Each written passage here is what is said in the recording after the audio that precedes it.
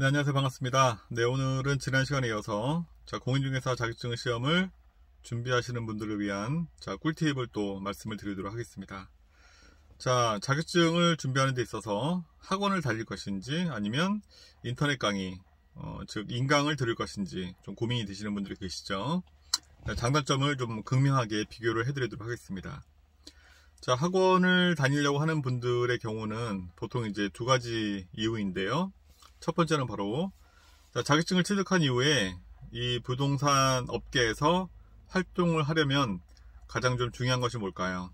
네, 물론 이제 고객을 계속 확장해 나가는 것도 굉장히 중요하지만 동종업계에서 일하시는 분들과의 어떤 친분, 인맥 이런 것도 사실 무시를 못하죠. 네, 서로 이제 물건 같은 거를 공유하거나 또 정보를 공유하기 위해서는 이 인맥이 절대적으로 필요합니다. 네, 그래서 학원을 통해서 공부도 하면서 이런 어떤 커뮤니티 또 인맥을 형성하려는 분들은 실강을 좀 선호하는 경향이 있죠.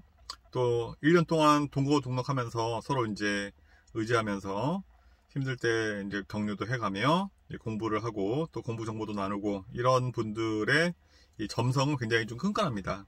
그래서 이제 시험을 이제 마치고 나서도 계속 이제 좋은 유대나 또 연대를 유지하면서 이렇게 필드에서 같이 이렇게 좀 활동하시는 모습도 많이 보게 되는데요. 이처럼 어떤 동종업계의 부동산 자격증을 가지신 분들의 어떤 커뮤니티 또 그 세계에서 내가 한 일원으로서 이렇게 좀 조직 문화에 녹아들기 위해서는 아무래도 좀 인강보다는 좀 실강을 통해서 맺게 된 인연들이 훨씬 더 이제 좀 이점이 있는 것이죠. 또 하나는 어떤 부분이냐면 학원을 다니려고 하는 분들은 그런 인맥도 중요하지만 나는 집에서 도저히 혼자서 노트북이나 컴퓨터 앞에 앉아가지고 하루에 매번 3-4시간씩 올라오는 인강의 어떤 스케줄을 좀 따라잡기에는 좀 내 의지가 많이 좀 부족한 것 같다. 이런 분들은 보통 이제 학원을 나오시는 것이죠. 어쨌든 학원을 나오면 뭐 정해지는 50분 1시간 수업씩 이렇게 좀 듣고 내가 좀 반강제적으로 앉아 있어야 되는 거죠. 그래서 이제 공부를 이렇게 좀 수업을 같이 이렇게 참여하면서 좀 진행하게 되는데, 인강은 내가 이제 뭐 컴퓨터로 듣다가 뭐 일이 있으면 또 끊었다가 이렇게 약간 좀 이제 본인이 뭔가 좀 통제할 수 있는 부분들이 있기 때문에 사실 4시간짜리 강의를 듣는다라고 하면 실제로 4시간을 꼬박 앉아서 듣는 사람은 거의 없습니다. 인강의 경우에는 보통 해보신 분들은 아시겠지만 대여섯 시간이 걸려요, 최소. 그러니까 어떻게 보면 좀 실강보다는 왔다 갔다 하는 뭐 시간이 좀 세이브가 되는 것처럼 보이지만 인강이 실제로는 뭐 큰 차이는 없다, 뭐 이렇게 좀 볼 수가 있고요. 그렇다면 이제 인강의 장점은 뭘까요? 인강은 내가 학원을 다니게 되면 제가 지난 영상에서 말씀드린 것처럼 과목이 7개인데 교수가 6명을 통해서 이제 우리가 듣게 되죠. 근데 이 6명의 교수가 다 내 스타일과 또 여러가지 뭐 교재 어떤 편집 이런 게 다 취향이 또 각자가 다양한데 나랑 맞지 않을 수 있잖아요. 예를 들어서 뭐 6명 중에서 4명은 정말 마음에 드는데 2명은 어떤 뭐 교재를 편집하는 그런 부분이라든지 아니면 강의 스타일이 좀 나랑 맞지 않는다, 이런 분들이 한두 명 이렇게 좀 섞일 수밖에 없습니다. 근데 이제 학원을 다니게 되면 그냥 불강력적으로 나에게 주어진 교수진을 그대로 받아들이고 끝까지 이제 시험 때까지 가야 되기 때문에 그 부분이 어떻게 보면 좀 리스크라고 볼 수 있는 거죠. 근데 인강은 내가 정말 전국의 1타 강사들을 셀렉을 해가지고 수업을 들을 수가 있기 때문에 제가 볼 때는 그것이 인강의 최대 장점이라고 생각이 되고요. 또 하나는 인강을 들으면 내가 이제 강의의 어떤 배속을 조절할 수가 있죠. 뭐 1.5배, 뭐 혹은 뭐 이제 좀 약간 기회가 좀 좋으신 분들은 2배속까지 해서 강의를 듣기 때문에 이렇게 좀 어떤 물리적인 시간을 좀 단축할 수 있다는 것입니다. 뭐 그런 이유로 이제 인강을 선택을 하시는 경우가 덜어 있고요. 보통 이제 학원을 다니게 되면은 이제 여러분들 뭐 다녀보신 분들은 아시겠지만 이 특강이 되게 많습니다. 특강을 꼭 들어야 될까요? 제가 볼 때는 사실은 특강은 학원 강사나 교수진들의 배를 불려주기 위한 목적이 좀 가장 크고요.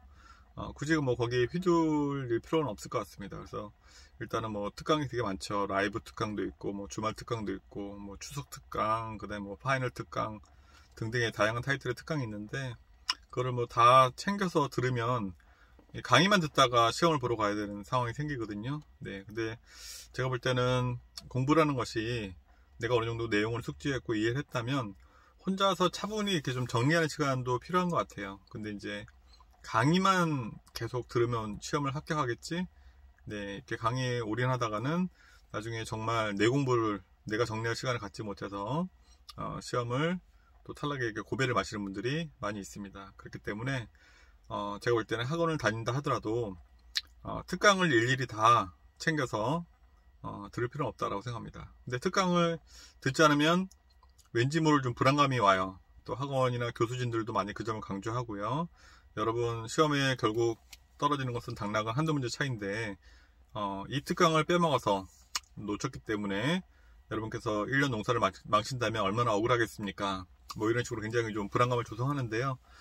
제가 볼 때는 다 의미는 없고요. 네, 특강은 그냥 웬만하면 좀 걸러라 이렇게 말씀을 좀 드리고 싶습니다. 그래서 학원 정규 스케줄만 좀 잘 따라가신다면 굳이 특강은 뭐 듣지 않으셔도 되고요. 자, 이 시험에 있어서 가장 중요한 것이 제가 볼 때는 시간 안배인 것 같습니다. 내가 이제 어떤 공부가 좀 부족해서 떨어지는 경우가 아니라 좀 시간 안배를 잘 못해서, 그래서 뭐 답안지에다 이제 마킹을 해야 되는데 이제 그 마킹 시간을 내가 좀 문제 푸는 시간과 마킹 시간을 잘 배분하지 못해가지고 이제 시험이 다 끝났다는 부조가 울리고 마킹을 미처 하지 못한 채 답안지를 뺏겨서 이렇게 좀 시험을 떨어지시는 분들이 이렇게 안타깝게 많이 계시죠. 학원에서 이제 좀 공부 좀 하신다라고 하는 분들인데 의외로 좀 시험을 좀 이렇게 좀 떨어지신 분들은 대부분 좀 마킹 때문에 그렇게 좀 떨어지는 경우가 많기 때문에 반드시 이제 시간 안배를 잘 하시길 좀 바라고요. 자, 이 시험이라는 것이 예를 들어서 민법이 40문제잖아요. 그러면은 1번부터 40번까지가 만약에 난이도가 상중하로 이렇게 1번부터 40번까지가 배분이 되어 있다라고 하면 아마 합격률은 현저하게 올라갑니다. 왜냐면 내가 어느 파트에 좀 집중해야 될지 알기 때문이죠. 근데 이제 시험 문제를 보면 1번부터 40문항까지의 문제가 상중하 난이도가 섞여 있죠. 근데 우리는 사실은 예를 들어서 중이나 또 상문제를 너무 많이 이렇게 좀 붙들고 있는 경향이 있거든요. 이거 내가 왠지 좀 아는 건데 좀만 시간을 더 할애해서 이 문제를 좀 풀면 내가 맞출 수 있을 것 같은데, 이런 생각 때문에 중상 문제에 매달리다가 결국에는 이제 난이도가 낮은 하하 문제를 제대로 이제 풀지 못해서 이렇게 좀 탈락의 고배를 마시는 분들이 굉장히 많습니다. 그러니까 이제 시험을 준비하시는 분들에게 좀 말씀드리고 싶은 부분은 반드시 문제를 선별하시라는 거예요. 시험지를 딱 받아서 중상 문제, 뭐 중 정도면 풀 수 있겠지만 난이도 상 문제는 바로바로 보자마자 바로바로 스킵을 합니다. 스킵을 하고 난이도가 낮은 것부터 먼저 푸시고요. 마킹하시고 그 다음에 시간이 남을 때 그때 이제 난이도 상 문제를 접근하시는 게 좋은데, 이게 한 문제당 거의 이제 1분 안에 이제 빨리빨리 풀고 넘어가야 되는데요. 난이도 높은 거를 뭐 2, 3분씩 붙들고 있다가는 결국은 이제 시간이 모자라서 마킹을 하지 못하는 그런 불상사가 이제 발생을 하는 것이죠. 그래서 이제 오늘 제가 이제 말씀을 좀 드리고 싶은 내용은 실강이든 인강이든 자신의 좀 상황이나 여러 가지 여건에 맞게끔 잘 선택하셔서 이제 진행하시라는 것이고, 또 이제 시간이 절대적으로 부족하기 때문에 빨리빨리 평소에 이제 시간 안배와 관련된 훈련을 좀 하시라는 그런 말씀을 좀 드리고 싶습니다.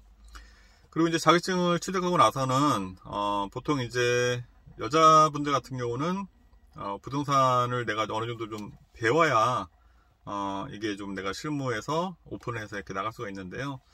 실제로는 필드에서 보면 한 만 45세가 넘어가는 여성분의 경우는 사실은 좀 이렇게 좀 실장님으로 이렇게 취득하기가 좀 그러니까 취직하기가 약간 좀 어려운 경우를 덜어봅니다. 그리고 특히 더 심한 것은 남자분들 같은 경우는 뭐 나이가 많고 적고를 떠나서 일단은 기본적으로 일을 좀 배우겠다라고 어디 부동산에 취직할 수 있는 데가 많이 없어요. 누가 가르쳐 주려고 하지도 않고요. 그러니까 보통의 경우는 그냥 바로 이렇게 오픈해가지고 필드에서 이제 몸으로 부딪히면서 네, 지식을 체득하고 이렇게 자리를 잡는 경우가 많다는 것이죠. 그래서 일단 좀 젊으신 분들 같은 경우는 어쨌든 일을 좀 배우시는 과정, 뭐 6개월, 1년 정도를 이제 거쳐서 이제 이렇게 필드에서 경험하시고 이제 오픈하시기를 좀 권해드리고요. 그렇지 않다라고 하면은 어쨌든 이렇게 좀 네, 몸으로 부딪혀서 네, 그렇기 때문에 이제 이런 경우라면 학원에서 만난 그런 네, 소중한 인맥들, 인간관계들이 좀 필드에서 좀 도움이 되겠죠. 네, 모르는 거 있으면 바로바로 물어보고 그렇게 진행할 수 있으니까요. 뭐 그 외에도 이제 자격증이 있다라고 하면 꼭 중개사무소를 오픈하지 않더라도 뭐 여러 가지 부동산 분양, 뭐 컨설팅 등 다양한 이제 부동산 관련된 업종에 취직하는 데 있어서 자격증은 상당한 많은 도움과 또 이점이 있다. 뭐 이런 점들을 좀 말씀드리고 싶습니다. 네, 오늘 이렇게 짧은 시간이었지만 조금 이제 부동산 이 자격증, 공인중개사 자격증을 좀 준비하시는 분들에게 좀 어떻게 하면 좀 실질적으로 좀 도움이 되는 그런 어떤 팁을 좀 드릴 수 있을까라는 생각으로 좀 촬영을 해보았는데요. 제 영상이 좀 작은 도움이라도 되었으면 좀 좋겠다라는 바람을 가져봅니다.